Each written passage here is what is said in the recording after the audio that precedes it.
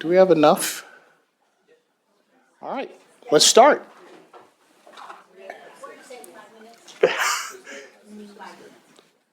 Roll call, please. Thank you. On behalf of the Director of Finance, Ms. Peralt. Here. Present. Mr. Tang. Present. Ms. Bradford. Here. On behalf of the State Treasurer, Mr. Henning. On behalf of the Superintendent of Public Instruction, Mr. Patterson. Present. And Mr. Juarez. Here. All right, Chair Gunning, we have a quorum. Awesome. I think you have something to read. The CalSTRS board meetings are live web streamed, video archived, and available to the public on calstrs.com. Individuals who wish to address the board should wait for the 10-minute public comment period at the end of the agenda item the speaker wishes to address. For comments not pertaining to a specific agenda item, there will be an opportunity for additional statements at the end of the open session.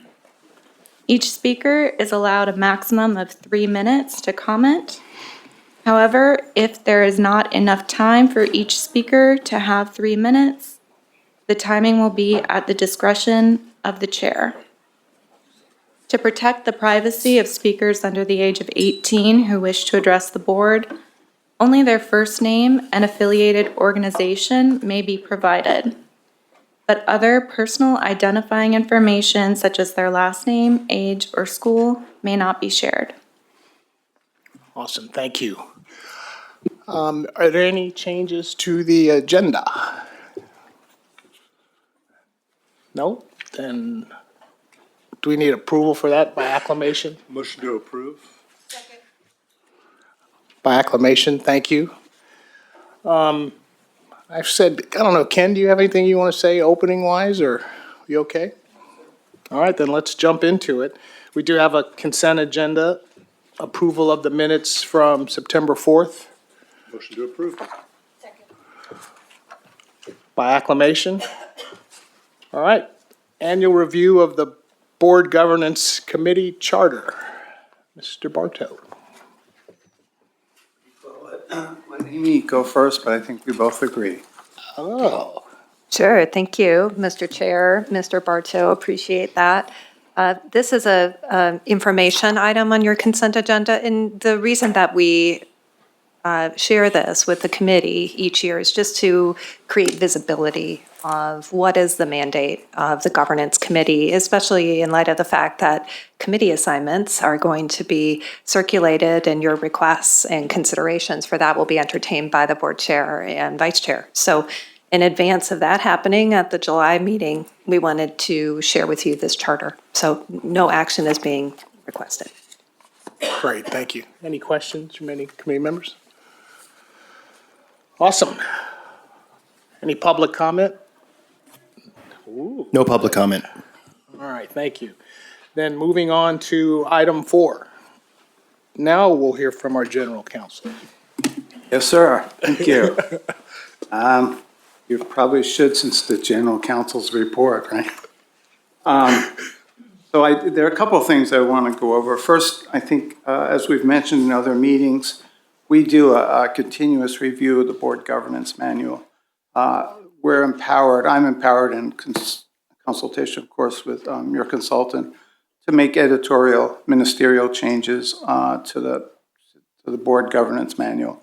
And you'll see some of those reflected on the second page. And then if we were to make any substantive change or recommend any substantive changes or new policies, we, of course, would bring those to the board governance committee. We'd do a presentation for your consideration, and then you would give us input on that. So the list of the things that we did is on the bottom of page 2, I'm sorry. And on top of page 3, we note that the audits and risk management policies were revised through ARM and then approved by the board, which is one of the things we just track. We also have listed some policy reviews that we anticipate going through in your work plan. So your work plan will just really generally indicate the board governance manual, but these are some specifics we want to look at. The one I want to call your attention to is the third bullet point. I'm proposing to come back starting in September to really address the CEO's delegated contract authority, contract approval authority. I think there are some issues to look at. First of all, it's been the same amount. So I've been here 18 years and it hasn't changed. But it's also what the role of the board should be. Is it one of control? Do you want to have prior approval? Or do you want transparency and reporting? I think that's a decision. And the reason to bring it up, besides the amount, is control requires prior approval. Well, with the board meeting sequencing, that actually can be a hindrance to getting business done. So we want to at least have that discussion, and we'll bring some examples and flesh that out a little bit more. And then the other is we have longstanding contracts, and so when we add additional money and it brings it over $1 million, we then have to bring that back for approval. The board adopted something when we were looking at the pension solution project, which was a couple $100 million, and it was constantly have to add to it, and so we adopted a percentage. So if it was more than a 15% increase, that should come back to the board. Otherwise, it was less, it was just reported at the next meeting. Based upon the education codes, section 22208, the board can delegate any of its authority unconditionally to a board member or to the CEO. Or it can delegate and then have a reporting back requirement. So I think as we explore this, I'm going to suggest that we do a reporting back requirement, and we'll write that up and bring it in September. And that's actually, when we get to the work plan, I'll ask to add that. I think we got a couple questions, Brian. Oh, yeah, absolutely. Mr. Suarez? Brian, I would say it's less a matter of control. It's more a matter of understanding what's happening within the organization. And if $1 million is too low, that's a subject of discussion, and maybe we raise that. But I sort of like knowing where we're giving additional funds to whoever it might be, just so that I'm aware of where the money's going. So I don't think it's a matter of control, because I don't think we would tell our CEO no. It's a matter of just knowing this proposal is being brought forth because it didn't have enough money in the original contract, or we want them to do additional things, whoever that they may be. So I would argue that while it may be a bit cumbersome to have to bring these things before the board, I would hope that we continue that process at whatever level you're going to suggest we set the threshold.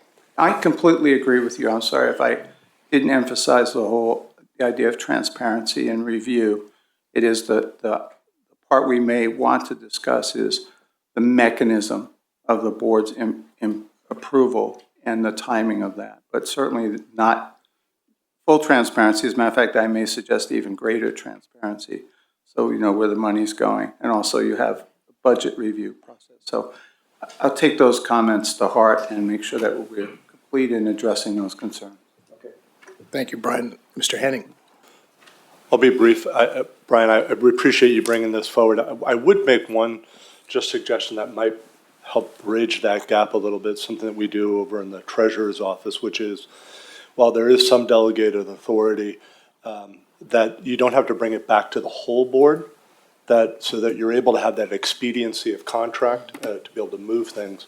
Maybe it's just to touch base with the chair, and she can report back any action that she's approved back to the full board when we have the next hearing. But I'm open to different suggestions, but just wanted to throw that out there as maybe something that might hit both of those points. That's an excellent suggestion, and I think you actually suggested that the last time, and we put that in our emergency authority at your suggestion. So I think that's an excellent follow-up. So we'll do that, or at least we'll suggest that. Even though it's first, I saved it for last, and this is we're really going to do a comprehensive reassessment of the board governance manual. Some history about our board governance manual. It's been around for a while. 2006, I think, is as far as anyone could go back. But it really is based upon a report that came out of Stanford University Fiduciary College back in 2007. It's called the Clapham Report. And Peter Clapham was very active in board governance for years. And the then General Counsel, Chris Waddell, really imported a lot of those provisions into our board policy manual. It was called the Board Policy Manual at the time. And then he was actually the principal author of the 2010 version, which pretty much then copied our board policy manual. So he basically lifted his own work. So we had a pretty comprehensive board policy manual starting out. We, as it's noted, we've amended it over time. We've added to it over time. In 2016, I instituted the compliance program. And so when we looked at the compliance program, we have a number of policies that were in the board policy manual that applied to both board and staff. And so then we began an effort of separating that out to really just concentrate on those policies that only apply to the board. And that was really the genesis of creating a board governance manual. And then a lot of those policies as they relate to staff were separated out and became staff policies. And at the same time, I think it was 186 pages. So the expectation that board members would read the board policy manual from cover to cover was not always realistic, with the exception of our teacher, of course, who would. But we also had the investment manual was in there. We had a number of other things. So we have been working on it for a number of years to streamline it, to add policies, to bring it up to date. So this is on your strategic plan to really take an overall view of this, look at it, look for perhaps better ways to present things, make things shorter, bring different subjects together in one heading. So we'll start that process at the staff level. We'll work, of course, with Amy and Saba from Mosaic, and then we'll start bringing that back to you as well. And that's part of our strategic plan for, is it 27, 28? Mm-hmm. So we have some time to work on it, but that'll be next. Routine board consultant evaluations. I kind of asked Amy if she would take this one off. Please. Thank you. The routine board consultant evaluations, there were no evaluations that were scheduled for this fiscal year, and that's because there was RFP activity, which was conducted in lieu of those consultant evaluations. So now that we're nearing the end of this fiscal year, we'll meet with leadership of this committee and review what the schedule will look like for next year, and that will be reported back out to the committee in September. Perfect. Thank you, Amy. Any public comments on that section? None? Seeing none? All right, let's move on to item 4, General Counsel's Governance Report. You're still up. Deja vu all over.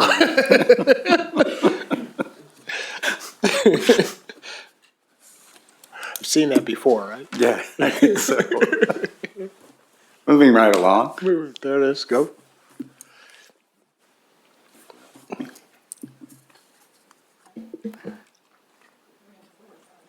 We're on 5. Sorry, we're on item 5. Okay, and I think there's a presentation for item 5. There we are. Okay, thank you. Well, thank you, Mr. Chair, members of the committee. Glad to be having this conversation around board communications and board operative principles. This is a first reading, and it's structured as an information item today. We want to get your feedback. There's several attachments, as you noted, on this item, and so I'll reference those where appropriate. There are 2 big areas that we want to cover as part of this conversation, and so I'll pause at each one of those and make sure that we can get your feedback. The first is around a reference tool that we've created for the board, which is a map of inbound communication. And then the second, of course, is proposed revisions to the board operative principles. So that's what we have in front of us for the time that we have together on this item. I wanted to start with the why we're bringing this to the committee, just to make sure we're all starting from the same point.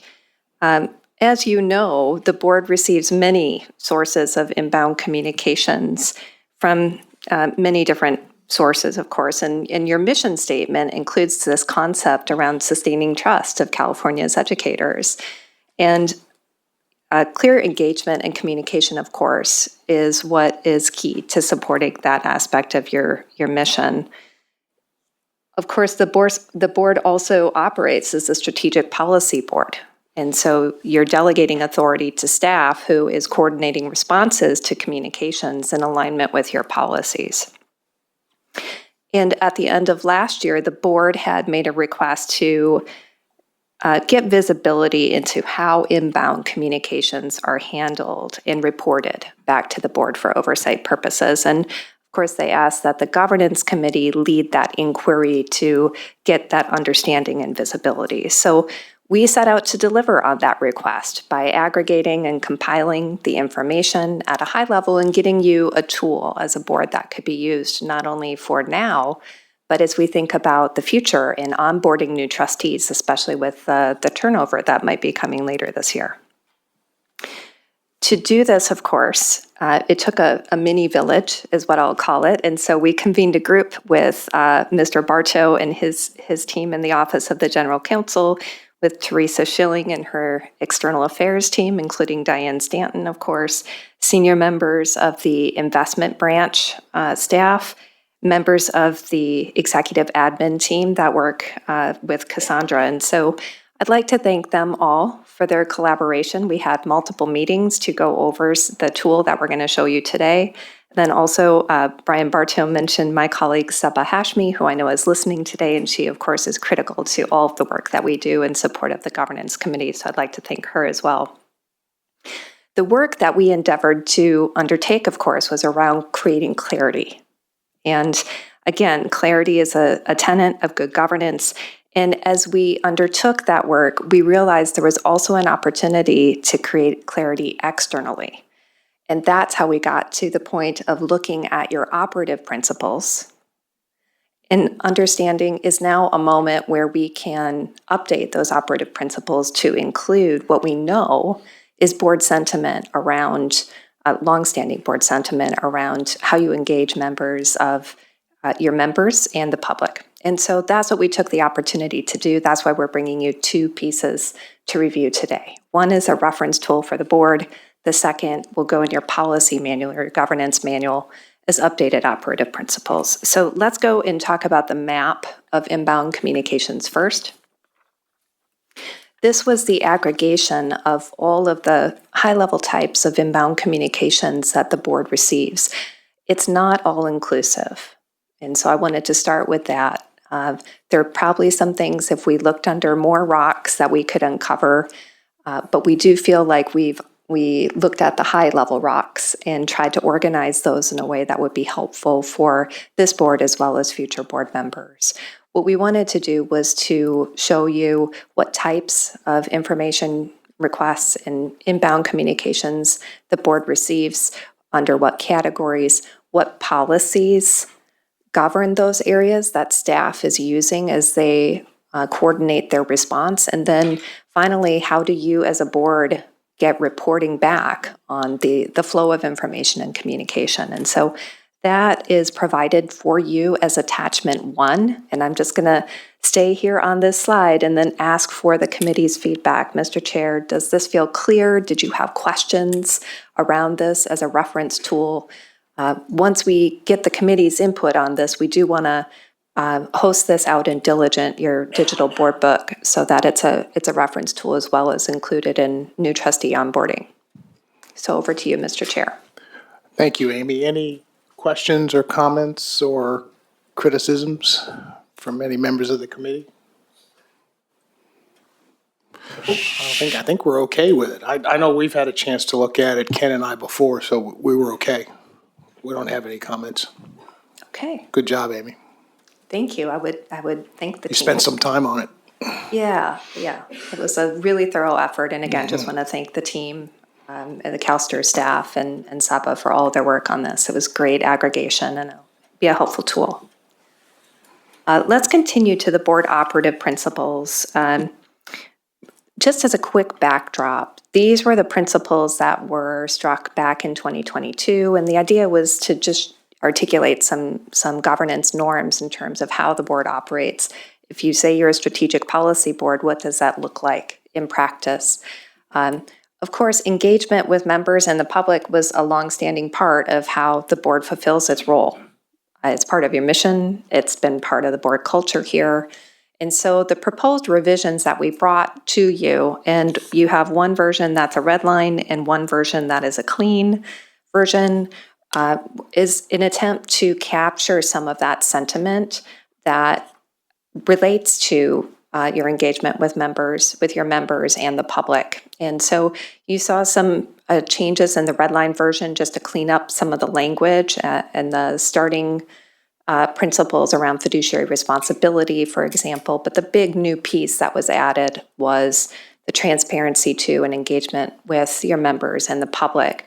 And again, we used our perspective and knowledge of how the board operates, your culture, to try to formulate some words that we felt described that. And the question to the committee is, what is your feedback? Because these are usually best positioned when you can feel like these are our words. So consider this a starting point for you to help direct us on what we can do to adjust this to make it reflect your reality from committee members' perspective. So would love to get feedback on this. Mr. Chair, I'll turn it back over to you. Thank you, Amy.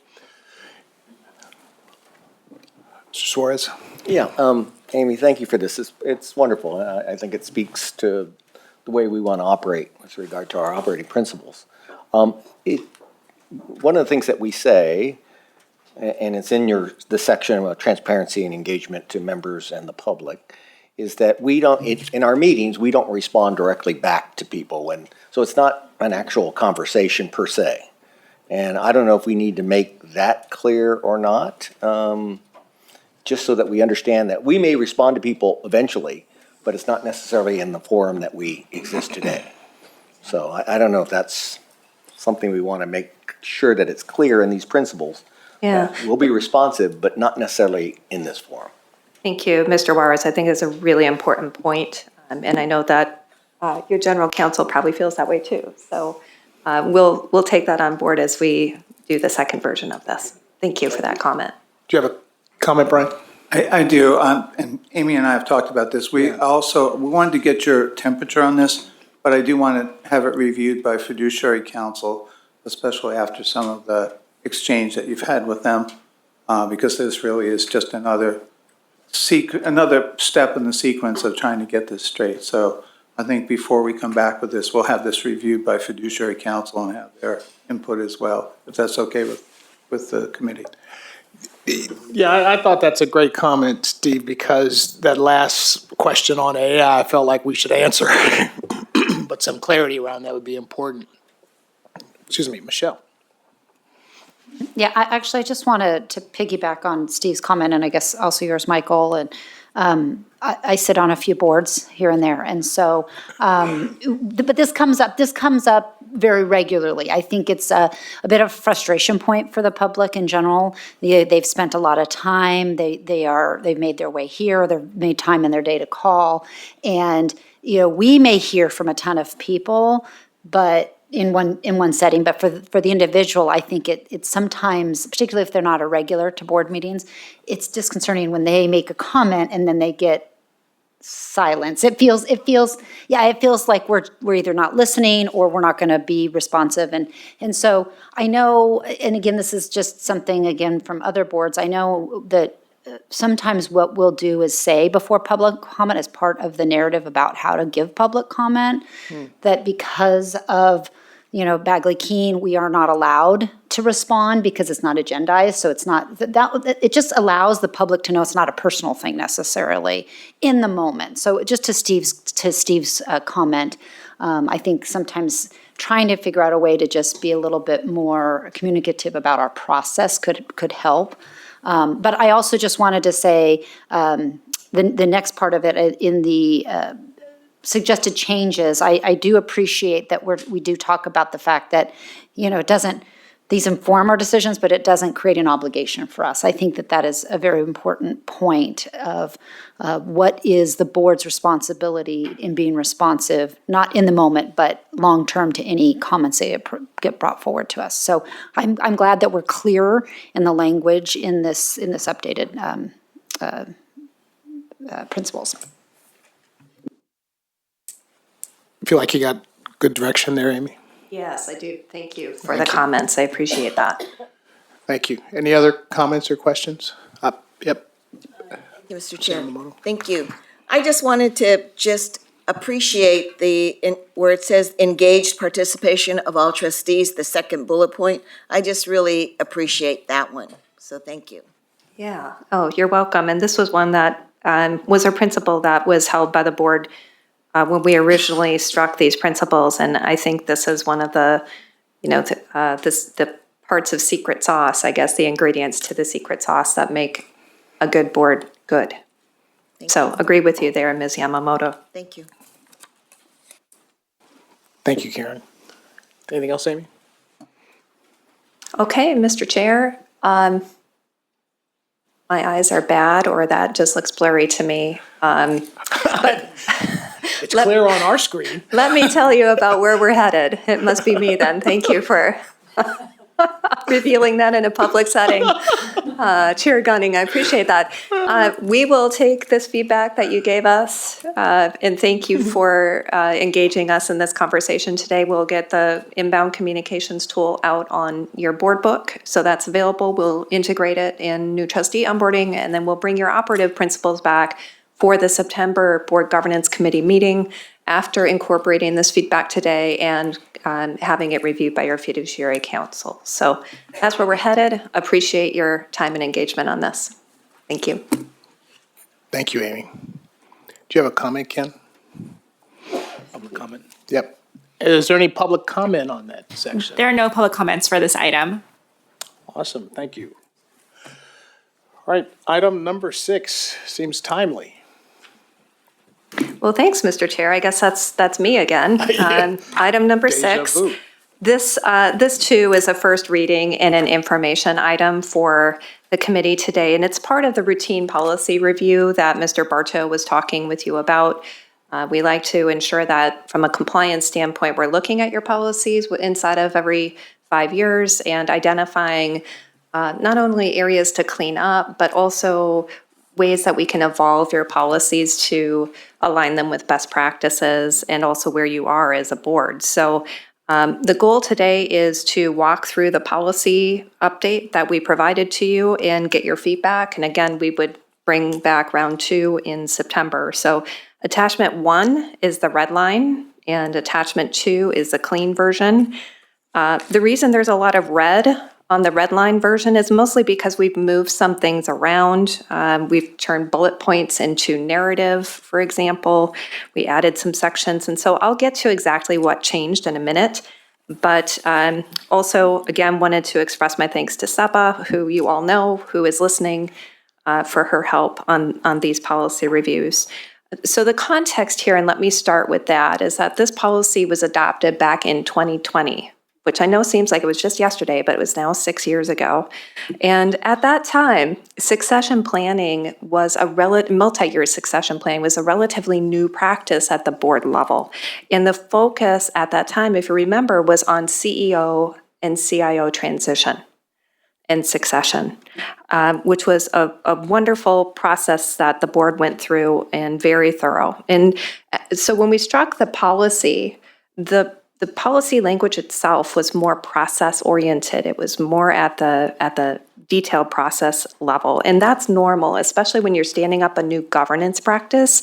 You want to be clear on what it's going to take to do that well. And so that's what the current version of the policy did. But of course, roll that forward 6 years, and now these practices have been operationalized. And so we're looking at a point where how can we move you from this policy from being from building the practice to actually governing and overseeing the practice. And so that's what we thought about at its core when we looked at what to change or what to update at this version. There's 3 shifts that I wanted to talk with you about in terms of this revised policy that you're seeing. The first one, as I just mentioned, is that we took the move to elevate it to more of a strategic governance level by removing some of the operational details. So that's part of the red that you saw. Secondly, we added a section to clarify the board's succession readiness responsibility for itself as a body, of course, within the contours of your statutory authority. And at the board level, that's really around maintaining strong governance practices over time and being disciplined and making sure that you have the skills, the education, through continuing education, I should add, onboarding, leadership, succession, if you will, those types of things that create continuity for the board. And then third, we added a section to expand the scope of succession readiness to also capture the key external advisors that report to the board. And these last two items that I just talked about are already happening in practice. And what we realized when we looked at the policy language was that we need to reflect that reality in this policy. And so there's nothing new in here in terms of workload. There's no new responsibilities. There's not any shift of decision-making. But what we're trying to do is aim for completeness, for accuracy, and of course, harmonize the policy language with actual practice. So the intent of the policy is the same. The board continues to be responsible for CEO and CIO succession and oversight. Your executive leadership continues to be responsible for oversight of succession planning practices for the organization.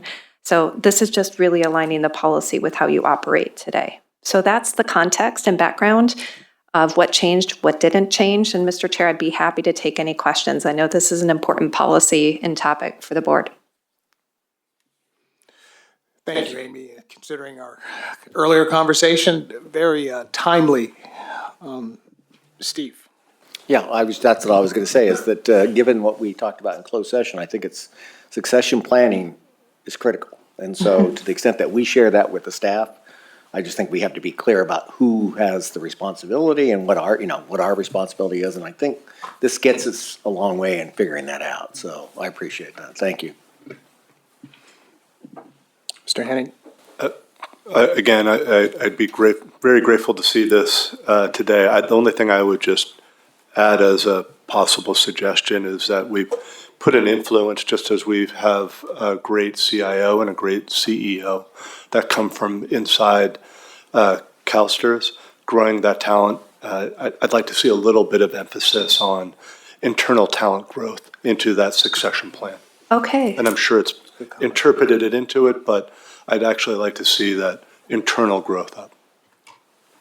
Okay, that is I appreciate you bringing that forward, because if we think about the cultural environment here and how things work, the ways of working, that would be a part of the reality here. And so you're asking for that philosophical point to be wrapped into this policy. I see what you're saying. Yeah, I want to see that we are, and I will tell you, CalSTRS does an amazing job. When I look at the other documents that they put forth and their briefing documents with me about how they look at their own staff and trying to grow executives, has a great plan already for it. I just want to give emphasis and a preference almost to it so that we are consistently looking at it. The document looks great. Yeah. It just doesn't add that emphasis that I think from a board perspective, we very much appreciate. That's great feedback. Thank you. Great feedback. Homegrown talent, baby. Any other comments? Awesome. Thank you. Anything else to add Thank you. there? Any comments from the public on? There are no members of the public in the queue. Thank you. All right, item number 7. Mr. Bartow, committee work plan. What are we doing? Well, we're doing a lot, but you have a draft, but I think just in this discussion, we've added under the board governance manual, so that's the second gray bar. We want to address the CEO contract delegation, as I mentioned. I put that across all 3 meetings, even if we might conclude it after the first or second meeting. And then from your prior discussion, I think we're bringing back the operative principles. So, again, not being pessimistic, but I at least put that in for September and January, so you don't feel rushed. Perfect. And other than that, I don't really have any other suggested changes to the work plan. Are there any suggestions or comments from committee members? Good. We know what we have to do now, don't we? Those are your operative principles? Thank you. Any comments on that section from the public?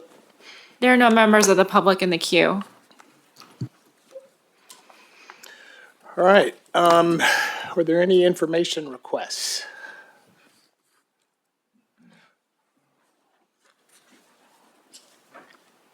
There were no information requests. I could have answered that one. Any topics for our next committee meeting? Anyone get a chance to look at the agenda for next meeting, September? Again, I would add those two items that we just discussed Correct. to that agenda. Thank you, Brian. All right. It's opportunity for anyone from the public to make comments. There's no general public comment for this item. That's sorry to hear. Okay.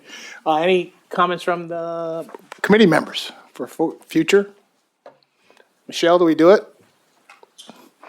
I think we stand adjourned. Thank you, everybody.